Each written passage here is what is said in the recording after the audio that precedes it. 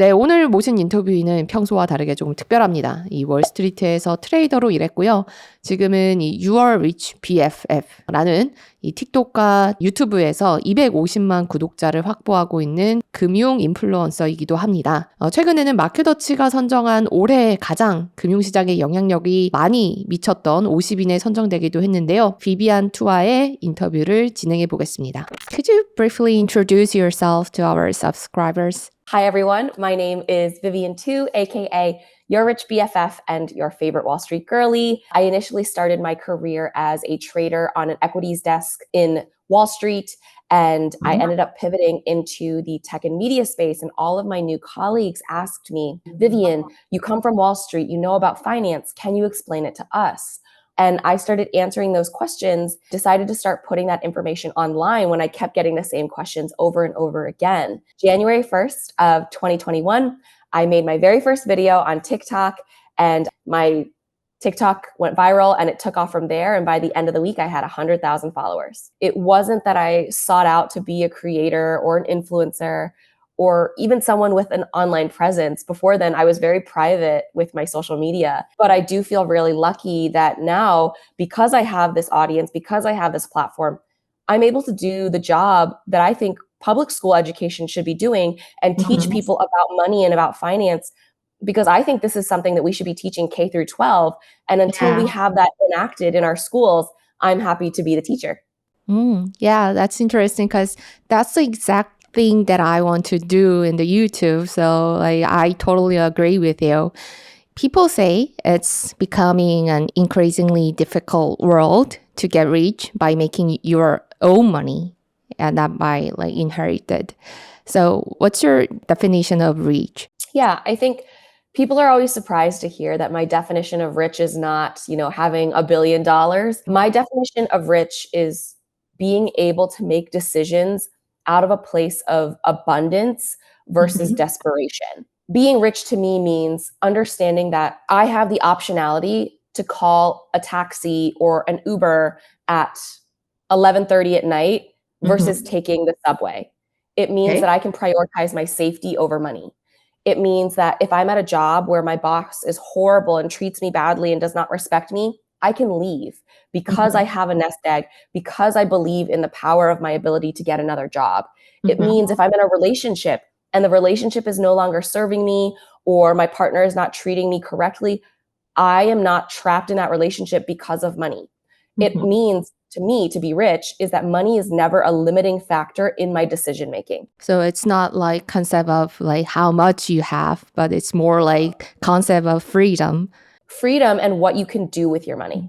Oh, yeah, interesting. And I think working on the Wall Street, maybe you had a lot of opportunity to see how ultra rich, so-called in US, rolled your money. So I would like to heard about this. When you say ultra rich in US, how much wealth do you mean?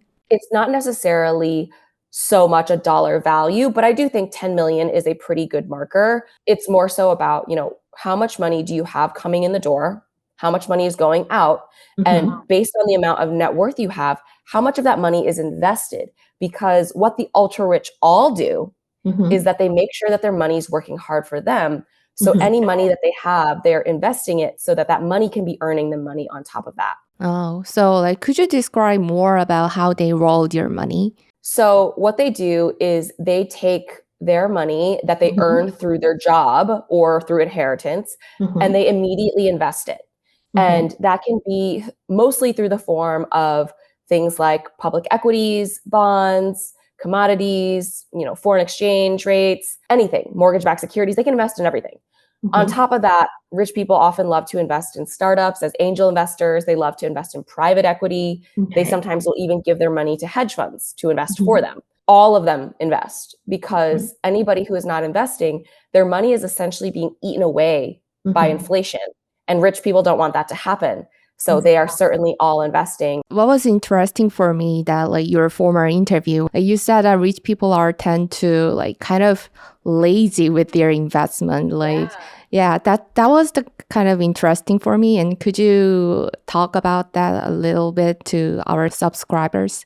Yeah, so people think investing is like the movie Wolf of Wall Street, right? Yeah. You're yelling and screaming and on the phone and it's crazy. Yeah.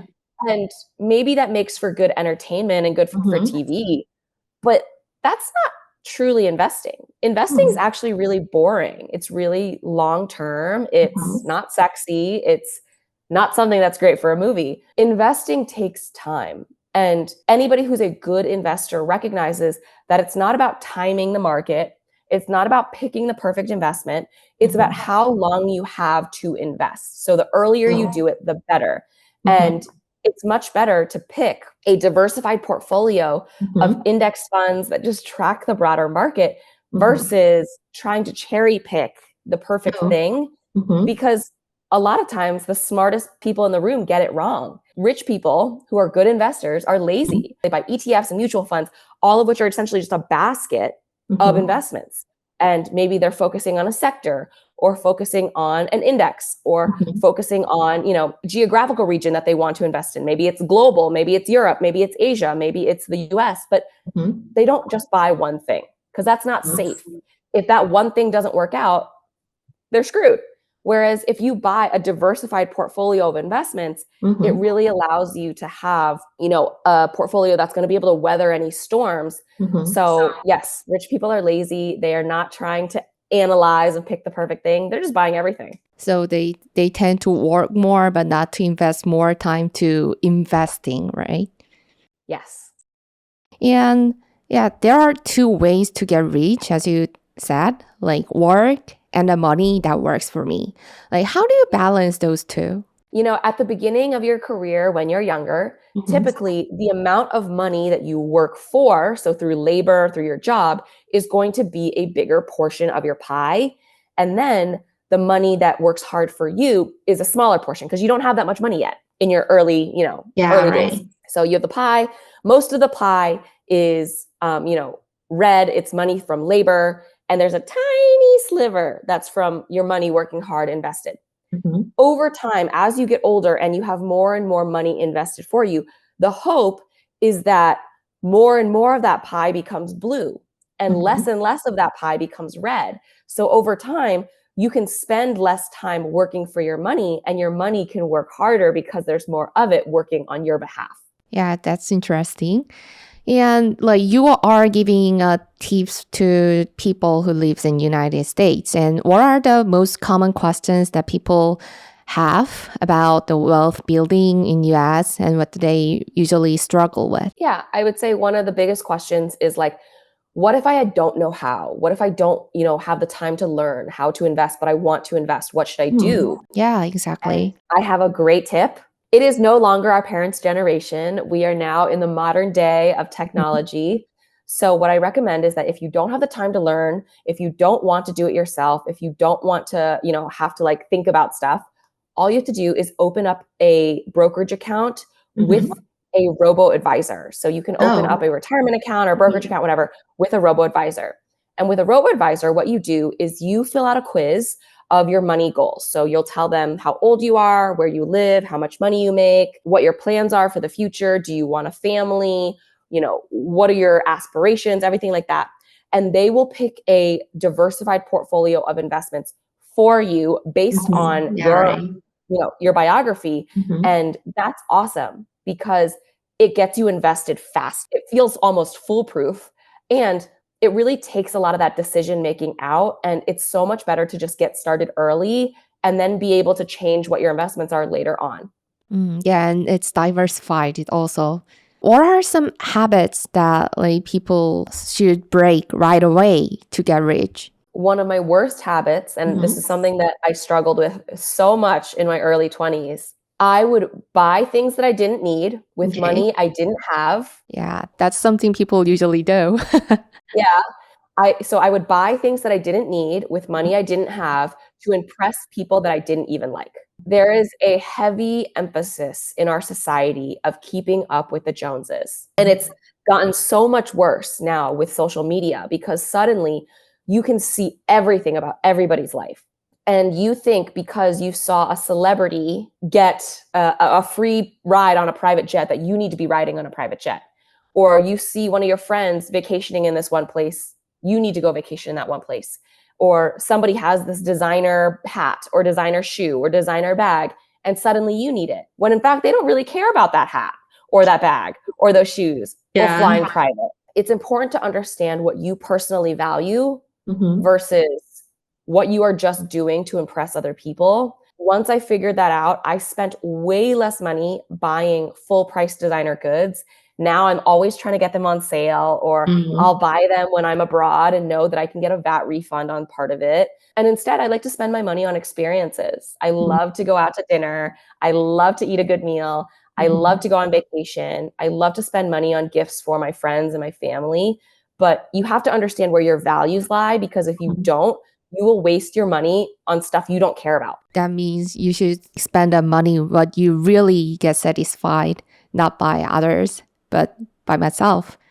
Exactly. And I heard that you recently published a book. And what are the key message of it? I think the key messages of the book are just that we are not taught personal finance education in schools, but it doesn't mean that it's too late for you to learn. We, instead of taking the advice of rich people, we are actually going to do what they do instead. So do as they do, not as they say. Yeah, I can see that book is quite kind of really interesting.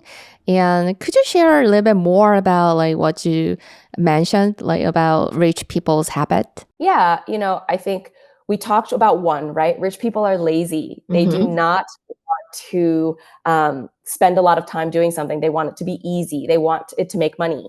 Another habit is that they're entitled.